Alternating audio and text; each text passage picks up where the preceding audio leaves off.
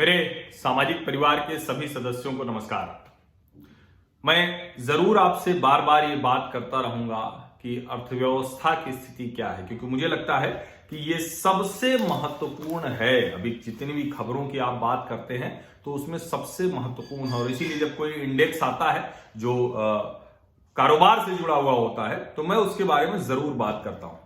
अभी देश में कारोबारी गतिविधियां प्री कोविड लेवल, यानी जो चाइनीज वायरस जब आया उसके ठीक पहले, यानी मार्च की बात करें तो उस समय के आसपास सारी कारोबारी गतिविधियां पहुंच गई हैं। और ये बहुत अच्छी खबर है, लेकिन कितनी अच्छी खबर है, क्योंकि अभी भी बहुत से ऐसे मामले दिख रहे हैं जहां अलग अलग तरह की कमियां हैं, जहां रॉ मटेरियल नहीं पहुंच पा रहा है, जहां चूंकि आयात पर प्रतिबंध कई जगहों पर लग गया है उसकी मुश्किल दिख रही है, और भी कई तरह की मुश्किलें हैं। बिहार में चुनाव है तो वहां से वर्कर नहीं लौट रहा है, प्रवासी मजदूर नहीं लौट रहा है, कामगार नहीं लौट रहा है। लेकिन इस सब के बावजूद जो नोमुरा इंडेक्स है, जो ये हर हफ्ते ये देते हैं, Nomura India business resumption index, NIBRI, Nomura India business resumption index, अगर हम इसकी बात करते हैं, जो इसका वीकली ट्रैकर है वो बता रहा है, देखिए 18 अक्टूबर अभी तुरंत बीता है, तो 18 अक्टूबर को खत्म हुए हफ्ते में ये Nomura India business resumption index जो है वो 82.2 हो गया है, जबकि उससे पहले के सप्ताह में 80.8 था। इसका मतलब कि गतिविधियां बहुत तेजी से बढ़ी हैं। और ये जब मैं कह रहा हूं तेजी से बढ़ी हैं तो क्यों, ये जानना जरूरी है। जब हम बात करते हैं कि जो 22 मार्च को खत्म हफ्ता, 22 मार्च वो समय था जब प्रधानमंत्री जी ने कहा कि अब देश भर में तालाबंदी होगी, लॉकडाउन लगेगा। उस समय 22 मार्च को खत्म हुए हफ्ते में 82.9 था Nomura India business resumption index.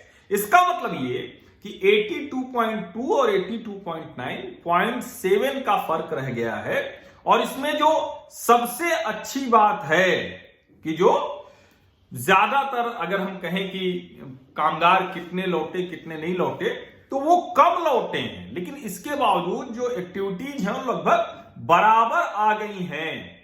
जो त्योहारी सीजन है उसने बड़ी सहूलियत की है, और उसकी वजह से जो गतिविधियां हैं वो बेहतर हुई हैं। लेकिन जैसे मैं एक बात कह रहा था कि आयात चीजों का घटा है, तो अब एक खबर बताती है कि दुनिया भर में लैपटॉप, टीवी और दूसरी चीजों की कमी हो गई है। और उसकी वजह से बहुत सी ऐसी, जो कहें कि अच्छा, उसके अलावा जो पोर्ट पर फंसे हुए हैं, जो चाइनीज कंपनीज ले आते हैं, हालांकि उनका अभी भी सामान आ रहा है, और इसलिए ये कहना कि उन पर पूरी तरह से प्रतिबंध लग गया है, ये ठीक नहीं होगा। लेकिन ये सारी चीजें हैं जिसकी वजह से भी ये जो तेजी में गतिविधि होनी चाहिए वो नहीं हो रही। लेकिन ये गड्ढा भर जाने से काम नहीं चलेगा। भारत में पहले भी जिस तिमाही की हम बात कर रहे हैं, जिसको हम आखिरी तिमाही पिछले वित्तीय वर्ष की कह रहे हैं, जनवरी, फरवरी, मार्च, उसमें वैसे भी आर्थिक गतिविधि बहुत खराब रही थी। और हम ये उम्मीद कर रहे थे कि नए वित्तीय वर्ष से वो गतिविधि तेज होगी, हम उसको ठीक कर पाएंगे। और आपको एक बात और मैंने बताई थी कि 1 लाख करोड़ से ज्यादा का जो पाइपलाइन, नेशनल इंफ्रास्ट्रक्चर पाइपलाइन की परियोजना थी, हालांकि उसमें बहुत सी चीजों पर काम हुआ है, लेकिन उसके बावजूद जो गति मिलनी थी, जो चीजें होनी थी, वो नहीं हो पाई। सरकार के रेवेन्यू में भी कमी आई है, स्टेट्स के रेवेन्यू में भी कमी आई है, तो ओवरऑल जो बिजनेस साइकिल है वो टूट गया है। उस पर ये चाइनीज वायरस का गड्ढा भरना, उसके लिए स्टिमुलस देना पड़ रहा है, फिस्कल डेफिसिट अलग से बढ़ रहा है। अब इस सब के बीच में अगर ये आ रहा है कि फिर से कारोबारी गतिविधियां शुरू हो रही, तो ये अच्छी बात है, लेकिन हमें अभी इसे बहुत तेजी से बढ़ाना होगा। और एक चीज और, हम ठीक है कि चीन के आंकड़ों को नहीं मानते हैं, लेकिन अभी चीन का ताजा आंकड़ा कह रहा है कि 4.9% ये Q3 यानी तीसरी तिमाही की जो उसकी रिकवरी है वो 4.9% बता रहा है। और भारत में अभी उससे हम बहुत दूर दिख रहे हैं। दुनिया का अकेला देश होने जा रहा है बड़ी इकोनॉमी में चीन, जो पॉजिटिव में जा रहा है। भारत के लिए अभी भी निगेटिव का अनुमान है। लेकिन जो अच्छी खबर है वो ये है कि धीरे धीरे जो शहरी बेरोजगार हैं उनकी संख्या में कमी आई है। अभी जो जुलाई से सितंबर जो आंकड़ा 2019 का आया उसके मुताबिक 8.4% था, लेकिन अब ये तो पुराना आंकड़ा हो गया। तो क्या हम इस जगह पर जहां बड़ी मुश्किल से आए थे, क्योंकि हम जुलाई अप्रैल से जून 2018 में 9.8% था, तो इसलिए हम बड़ी मुश्किल से वहां तक पहुंचे थे, तो क्या हम फिर से उस तक पहुंच पाएंगे, ये बड़ा सवाल है। और मैं जब देखता हूं कि अर्थव्यवस्था में वित्त मंत्री जी कह रही हैं कि नया एक और राहत पैकेज आ सकता है, कई चीजें बता रहे हैं, लेकिन उस सब के बावजूद बहुत आसानी से चीजें ठीक होती हुई नहीं दिख रहे हैं। उसके पीछे 2-3 बड़ी वजहें हैं। एक तो जो औद्योगिक राज्य हैं, जिनको मैंने पहले आपको बताया कि किस तरह से महाराष्ट्र, तमिलनाडु, गुजरात, कर्नाटक, इन जगहों पर वो गतिविधियां फिर से उतनी तेजी से नहीं शुरू हुई। और जब तक महाराष्ट्र नहीं ठीक होगा, एक बड़ा सेंटर है, पोर्ट है, इतना बड़ा उसको फाइनेंशियल कैपिटल है, तो पूरे देश की कारोबारी गतिविधि ठीक नहीं हो पाएगी। दुर्भाग्य से महाराष्ट्र की सरकार का फोकस उसके अलावा सब है। सोचिए, ऐसे गंभीर समय में उनके लिए आरे का मेट्रो शेड हटाकर कांजूर मार्ग ले जाना वो ज्यादा महत्वपूर्ण प्राथमिकता का काम दिखा, जबकि जरूरत इस बात की थी कि उसको जितनी जल्दी हो पाता उस लाइन को शुरू करते। 90% तक टनलिंग पूरी हो चुकी है, अब सिर्फ आखिरी जो हिस्सा बचा हुआ है वहां है। तो अगर ये कर पाते तो शायद ज्यादा बेहतर तरीके से हम इस कारोबारी जो गड़बड़ियां हुई हैं उसको ठीक कर पाते। दूसरी एक चीज और है कि सेंटिमेंट तो बेहतर हो रहा है, लेकिन उस सेंटिमेंट से जो लोकल लेवल पर यानी स्थानीय स्तर पर जो गतिविधियां हैं उसका भी बड़ा फर्क पड़ता है।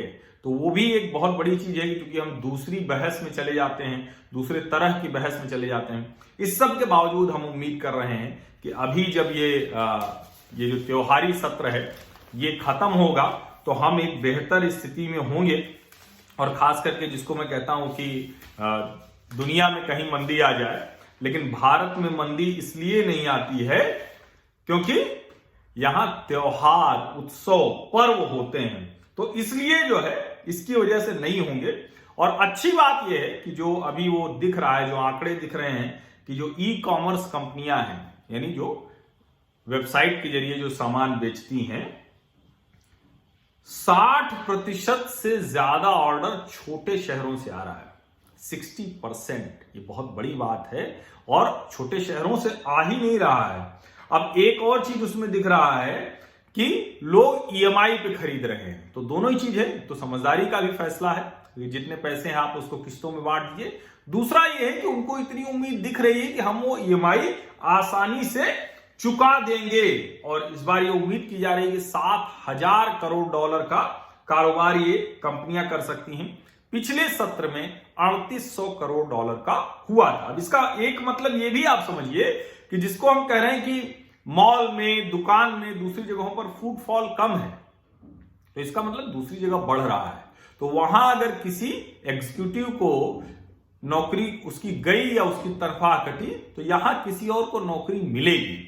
तो इस तरह से भी देखना चाहिए। ऐसे एकदम से नहीं आप कह सकते हैं कि जो मतलब मॉल्स में कम फुटफॉल है, कम लोग खरीदारी कर रहे हैं, और यहां जो खरीदारी कर रहे हैं तो वो अलग अलग कोई नहीं है। आखिर वहीं से कुछ लोग निकलेंगे, और उस तरह के लोग मैं अक्सर देख रहा हूं कि ज्यादातर जो कंपनियां हैं वो खूब विज्ञापन निकाल रही हैं कि आप किसी शहर में हैं, आपके पास बाइक है, तो आप अप्लाई कीजिए और हम आपको इसके लिए रखेंगे त्योहारी सीजन के लिए। लेकिन ये जो है ये एक टाइम बाउंड है, एक समय तक के लिए है, ये नवंबर दिसंबर के बाद खत्म हो जाएगा।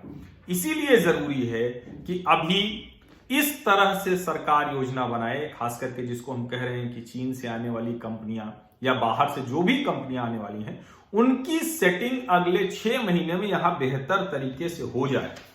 इतने बेहतर तरीके से कि जब हम इस त्योहारी खरीदारी से एक तरह से कहें, जब वहां जनता खरीदना कम करे, वो थोड़ा रुके, तब तक हमारी दूसरी जो मैन्युफैक्चरिंग है, डिमांड जनरेशन की एक्टिविटी है, लोगों की जेब में पैसा आना है, जो मेट्रो में जो लोग रह रहे थे जिनकी ईएमआई फंसने लगी है, जिनकी तनख्वाह रुक गई है, उसको हम ठीक कर पाएंगे। क्योंकि सिर्फ इस चाइनीज वायरस के समय से आए जो गड्ढा है उसको भरने से भारत की अर्थव्यवस्था नहीं ठीक हो सकती है। और जो आईएमएफ कह रहा है कि इस बार -10 होगा, अगली बार 8.8 प्लस होगा, उसके लिए भी जरूरी है कि हम अभी से अपनी तैयारी बेहतर करें, जिससे कि यह आंकड़ा अगले अनुमान में और ज्यादा सुधर जाए। बहुत बहुत धन्यवाद।